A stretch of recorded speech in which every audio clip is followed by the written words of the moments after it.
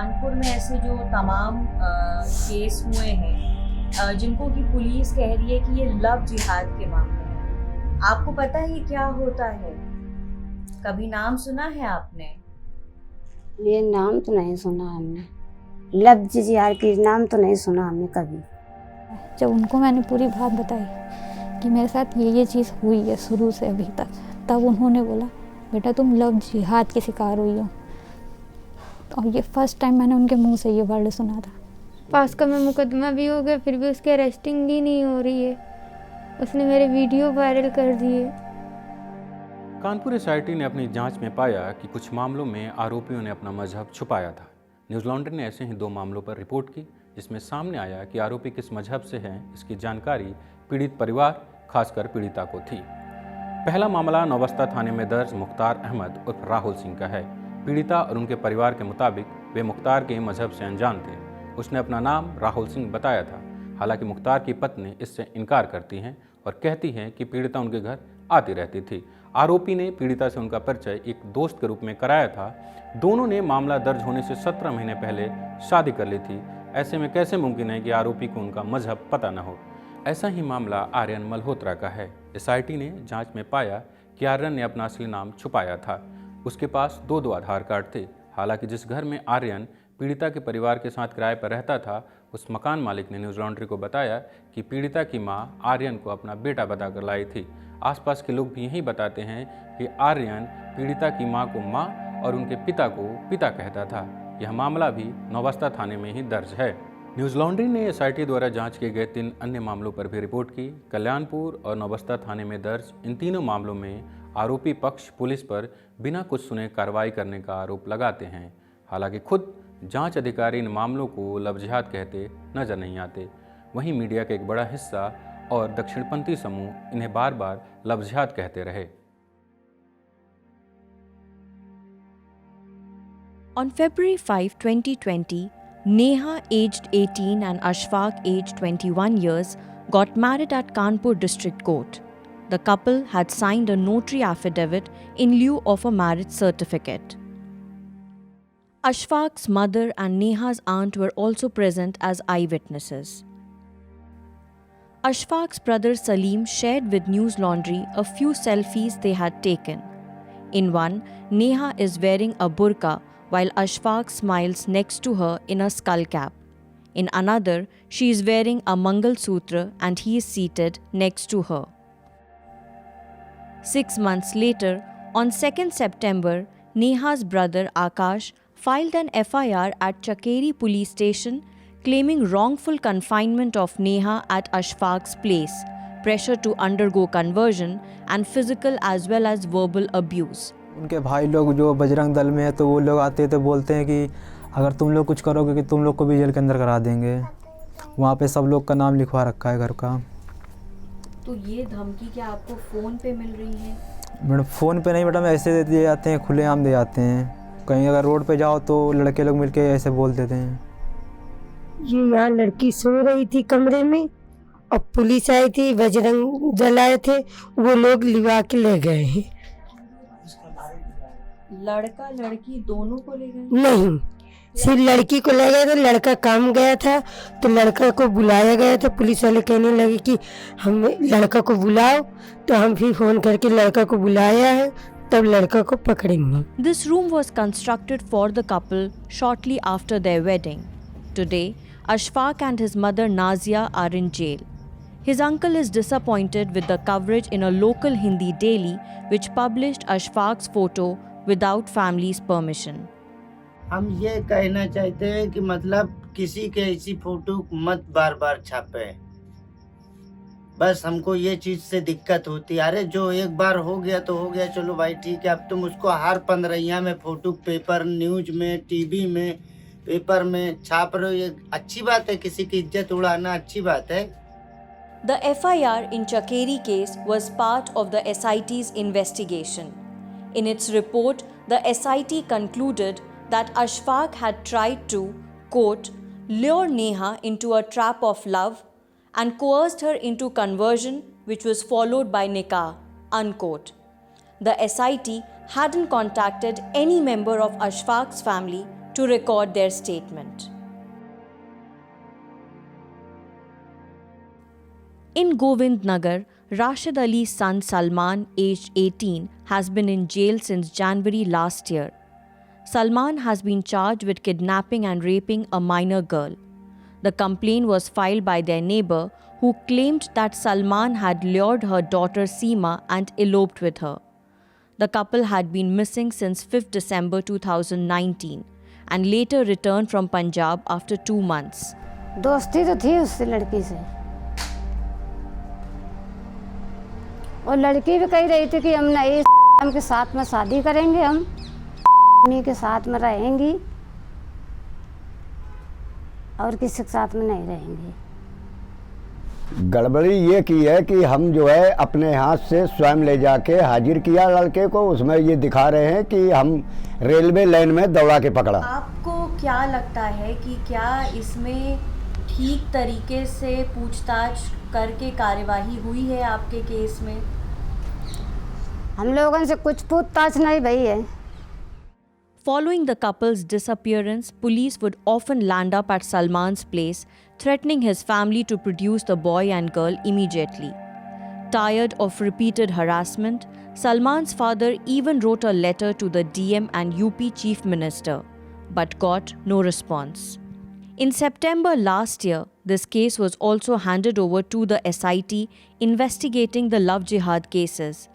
While the police complaint said that the girl Seema was 19 and the police case diary reiterates this, yet the FIR includes charges of raping a minor. अगर doctor साहब दिखा रहे हैं कि 16 साल की है तो हमको वो चीज़ मंजूर है, लेकिन वो 16 साल की लड़की की नाबालिग की शादी क्यों कर दी?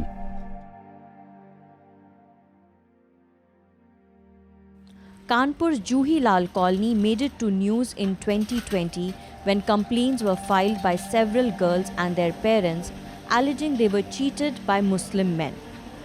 As victims started coming out, the area drew the attention of local media as well. Among those who claimed themselves to be a victim of love jihad was 29-year-old Komal Goswami. She was stabbed by her Muslim partner Shibu Ali on 14 August 2020. These marks of stitches left behind are a crude reminder of the incident, after which Komal was in ICU for 45 days. Shibu is currently in jail. Shibu Ali से इसने अपना नाम सचिन शर्मा बताया, और पता नहीं इस लड़के को मतलब मेरे बारे में कैसे सब कुछ पता था पहले से ही, तो ये सिंपैथी दिखाकर इमोशनली कनेक्ट होता गया मुझसे। After dating each other for few years, Komal and Sachin decided to move to Noida in 2013. Komal claims it was then that Sachin's real identity was revealed. वहाँ पर उस मकान में भी जो था वो भी मुस्लिम का था। जब बोला उससे कि मतलब ऐसी जगह में क्यों रखा है, तो तब भी ये बोलता रहा कि नहीं अभी प्रॉब्लम है, कुछ टाइम बाद रख देंगे, मतलब हम लोग बाद में चेंज कर देंगे। तो स्टार्टिंग में मुझे शक नहीं हुआ, लेकिन कुछ टाइम बाद धीरे धीरे उसी मकान के सामने एक मस्जिद थी, मैंने उस मस्जिद में जाते हुए देखा इसको। जब इससे पूछा मैंने कि तुम मस्जिद में क्या करने गए थे, तो पहले तो इसने बोला नहीं। फिर इसके बाद जब ये बहुत ज़्यादा परेशान हो गया मेरे क्वेश्चन से, तो इसने पहले बहुत ज़्यादा मारा पीटा है मुझे। फिर इसके बाद इसने बोला कि हाँ मैं एक मुस्लिम हूँ, अब तुम्हें भी मुस्लिम बनकर ही रहना पड़ेगा। Komal's lawyer has filed an application requesting the court to consider her case under the new anti-conversion law passed by UP government. He claims that Komal's signatures on the Nikahnama as well as on a document related to conversion were forged. चूँकि ये pregnant थी, hospital में दर्द हुआ होगा तो ये लेके गया होगा, दर्द नहीं ठीक हो रहा होगा। फिर इसने कहा मेरे एक मौलवी साहब हैं, मैंने उनसे एक दवाई पढ़वाई है, तुम इसमें साइन कर दो, ये दवाई का पर्चा है। कोमल ने बहुत कोशिश की, चूँकि उसे उर्दू नहीं आती, उसने साइन कर दिए। साइन करने के करीब मुश्किल से 2 घंटे नहीं होंगे तो शिबू अली बहुत खुश हुआ होगा। इसके साथ बैठे बैठे इन्होंने कहा क्या हो गया, कहता अब तो तुम पक्की मुसलमान हो गई, अब तो तुम केस भी नहीं कर पाओगी मुझ पर। तो कोमल ने कहा क्यों, ऐसा क्या कर दिया मैंने? कह रहा तुमने धर्म परिवर्तन वाले कागज पे साइन कर दिया, तुम्हें पता है? For Komal, her immediate concern is future of their 5-year-old daughter Honey, who had to drop out of school owing to financial constraints. इलाज मेरे घर वालों ने इतनी मुश्किल से कराया। आज को ये कंडीशन है, मेरी माँ घरों में खाना बनाती है, आज को ये कंडीशन है कि मैं अपना इलाज नहीं करा पा रही हूँ। मैं भी जैसे कर अपना खर्चा चला रही थी, अपनी बेटी को मैं पढ़ा नहीं पा रही हूँ। योगी जी ने, मोदी जी ने कानून तो बना दिया, बट लागू कौन करेगा उसको? वो भी तो उन्हें लागू करना चाहिए।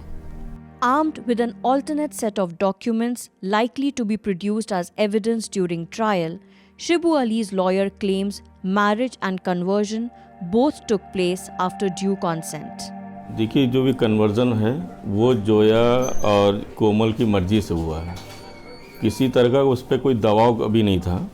और इसके बाद उन्होंने एग्रीमेंट किया है शादी का। एग्रीमेंट करने के बाद उन्होंने जो है हाई कोर्ट गए, हाई कोर्ट में हेवियस कॉर्पस किया, पुलिस प्रोटेक्शन मिला उनको, क्योंकि दोनों के घर वाले जो है इस शादी के अगेंस्ट थे, इसलिए पुलिस प्रोटेक्शन भी मिला इनको। और 9/7/2013 की शादी है। This letter was sent by Shibu to his lawyer from inside the jail, claiming that they had named their daughter Alia when the couple was in Noida in 2013. Shibu's lawyer also showed a 2013 court order in which Komal, alias Zoya, has sought police protection from parents and relatives. कह रही है कि उनके ऊपर धर्म बदलने का दबाव डाला गया था। कुछ नहीं, कोई दबाव नहीं, वो अपनी तरफ से खुद ही पसंद कर रही थी, हमें अच्छा लगता है ये है, उसी में सब दिया हुआ है, उसने कुछ लिखाया है जहाँ कोर्ट में शादी की है। और जो वो कोई वो थे काजी, तो उन्होंने जो किया है वो सब अपनी उसी ने लिखाया है, लड़की ने, कि हम पसंद करते हैं। और सब ये है, हिंदी से भी है, उर्दू से भी है। Between October and November 2020, several women appeared on Hindi news channels claiming to be victims of love jihad. Komal was one of them. Deepak ji, सबसे पहले तो मैं आपका और न्यूज़ नेशन का तहे दिल से शुक्रिया अदा करता हूँ, जिसने इन पीड़िताओं का साथ दिया और आज पीड़िताओं के अंदर इतनी हिम्मत आई कि वो अपनी बात रख सकती हैं। No one gave airtime to the families of Muslim men who were the accused in such cases. In Kakadiyo locality, when 14-year-old Madhulika alleged that her Muslim boyfriend had tried to assault her, a local Hindi daily labelled it a case of love jihad. Both the victim and her 60-year-old grandmother claim that the accused Golu Khan had kept his Muslim identity from them since 2019. Golu मुझे मिला था, मैं जब सिलाई सीखने जाती थी वहीं पे मिला था। मुझे नहीं पता था कि वो मुसलमान है। और उसके हाथ में कलावा लावा बंधा रहता था, मेरे साथ मंदिर भी जाता था। एक दिन हम लोग पार्क में बैठे हुए तो उसने बोला मुझसे निकाह करोगी? तो मैंने बोला मतलब, तो तुम मुसलमान हो? तो कहने लगा हाँ, मैंने तुम्हें नहीं बताया वरना तुम मुझसे बात नहीं करती। उस टाइम तो मैंने उससे कुछ नहीं बोला, मैं चुपचाप अपने घर चली आई। मैंने उससे बातचीत सब करनी बंद कर दी। उसने सनी को भी मेरे वीडियो दे दिए। Few lanes away, Golu Khan's family disputes all claims of love jihad. His parents say they were on familiar terms with Madhulika's family. जैसे हम उसको जानते हैं वो हमें भी जानती है कि हम मुसलमान हैं, बोलते चालते थे ऐसे। जब जानते हैं, स्कूल में पढ़ते थे, कोई वो भी नहीं था कि जानते नहीं थे, जानते थे, मगर ऐसा कुछ नहीं था बेटा। एक जगह पढ़ते लिखते थे। ये मज़ार में जिसे बांधा जाता है कलावा, ये हम लोग भी बांधते हैं। Madhulika filed 3 FIRs between June and November and had asked for the SIT probe. Her case is currently with Kanpur Crime Branch. It was this video made on TikTok which Madhulika claims was passed on by Golu to his friend Sunny, who hasn't been arrested yet. Ma'am, हमने कभी ऐसा कुछ viral किया ही नहीं है। मेरी Facebook ID, WhatsApp ID कुछ भी चेक कर लीजिए, मैंने कभी वायरल नहीं की। वही उसी फ़ोन में ही मिला हुआ था ये सारी इनकी वीडियो और टिकटॉक सारा सब कुछ मिला था, मैंने कभी कुछ वायरल नहीं किया। Since the victim is a Brahmin, some local outfits also try to lend their voice, thus adding color of caste to the case. सरकार से यही अपील है, या फिर हम लोगों को मार दो या फिर उसके अरेस्टिंग करवा दो। क्यों? हमारे खुद इतने मोदी सर सख्त हैं, बोलते हैं कि पढ़ो, ये करो, वो करो, पर कुछ नहीं हो रहा है। नीचे आपके अधिकारी नहीं सुनने, नहीं बैठे हैं आपके अधिकारी सुनने के लिए। हमारी अपील है कि लव जिहाद का तो एक मुलजिम पकड़ोगा लव जिहाद में, और 3 घूम रहे हैं। हाँ, इनका पकड़े, इनका अरेस्टिंग करें। हाँ, ये घूम रहे तो का हमारे मरवा में खातिर घूम रहे का। As these cases make their way to the courts, some lawyers and activists have raised concerns at the intention of UP government, which has recently passed a new anti-conversion law to curb love jihad cases.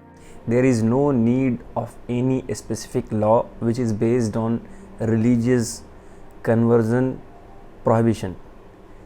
आप एक कानून बना रहे हैं जिसमें आप ये कह रहे हैं कि एक पार्टिकुलर कम्युनिटी टारगेट करके हिंदू कम्युनिटी को शादी करके उन्हें कई तरह के प्रलोभन देकर धर्म परिवर्तन कराकर सामूहिक रूप से एक धर्म विशेष में आप ले जा रहे हैं। लेकिन चूंकि सरकार हमारी इतनी डरी हुई है और उसको अपने मूलभूत मुद्दों से गरीबी, बेरोज़गारी, अशिक्षा और तमाम और जो बेसिक क्वेश्चंस हैं जैसे अभी किसान आंदोलन, इनसे नज़रें हटाने के लिए, लोगों की इनसे ध्यान हटाने के लिए रोज़ एक नया प्रोपेगेंडा वाला मुद्दा सरकार सामने लेकर आती है। ये उसी का नतीजा है।